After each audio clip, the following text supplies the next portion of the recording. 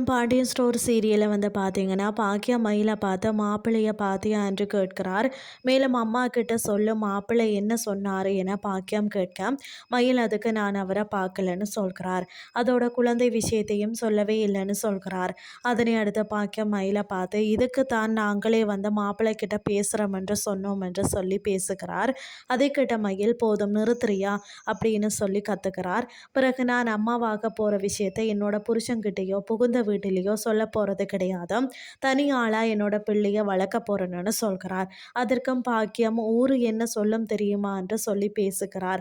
அதை தொடர்ந்து மயில் பாக்கியத்தை பார்த்து என்னோட விஷயத்தில் நீ மறுபடியும் முடிவெடுத்துடாதன்னு சொல்கிறார். பிறகு மீனா மயிலை பார்த்து உங்களுக்கு கொஞ்சம் கூட வருத்தமே இல்லையா என்று கேட்கிறார்.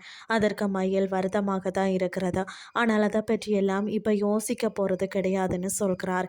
மேலும் நீ என் கூட இருக்கிறது எவ்வளோ பெரிய வரம், கடைசி வரைக்கும் மறக்கவே மாட்டேன் என்று சொல்கிறார் மயில். அதனை அடுத்து மீனா கிட்ட பாக்கியம் என்ன நடந்ததுன்னு சொல்லி கேட்கிறார். அதற்கு மீனாவும் நடந்த எல்லாத்தையும் சொல்கிறார். பிறகு சரவணன் அஞ்சலி கிட்ட வந்து மயில் கர்ப்பமாக இருக்கிற விஷயத்த சொல்கிறார். அதை தொடர்ந்து இரவு ரோட்டில் நடந்து வரும்போதோ மயில் சரவணன் அஞ்சலி கூட கதைச்சு கொண்டிருக்கிறத பார்க்கிறார். இதுதான் இன்றைய நாளுக்கான எபிசோட். அடுத்த எபிசோட்ல என்ன நடக்க போதுன்னு சொல்லி பொறுத்திருந்து பார்க்கலாம்.